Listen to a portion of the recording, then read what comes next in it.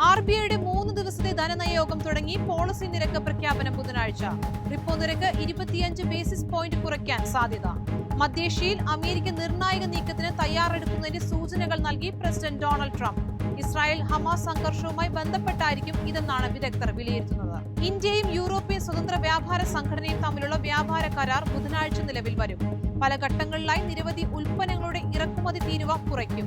വിദേശ നിക്ഷേപം ആകർഷിക്കുക ലക്ഷ്യമിട്ടാണ് ഇന്ത്യ കരാറിൽ ഒപ്പുവെച്ചത്. നടപ്പ് സാമ്പത്തിക വർഷത്തിൽ ഇന്ത്യയുടെ GDP വളർച്ചാ നിരക്ക് 6.7% ഏണസ്റ്റ് ആൻഡ് യങ് ഉയർത്തി. മുൻപ് 6.5% പ്രവചിച്ചിരുന്നത്. GST 2.0യുടെ ഭാഗമായാണ് ഈ മാറ്റമെന്ന് EY അറിയിച്ചു. സ്വർണ്ണവില ചരിത്രത്തിലെ ഉയർന്ന നിലയിൽ. ഗ്രാമിന് 85 രൂപയും പവന് 680 രൂപയുമാണ് കൂടിയത്. സ്വർണം ഗ്രാമിന് വില 10,670 രൂപയും പവന് 85,360 രൂപയുമായി. വെള്ളി വിലയിലും വർധന. ഗ്രാമിന് 6 രൂപ വർദ്ധിച്ച് 150 രൂപയായി.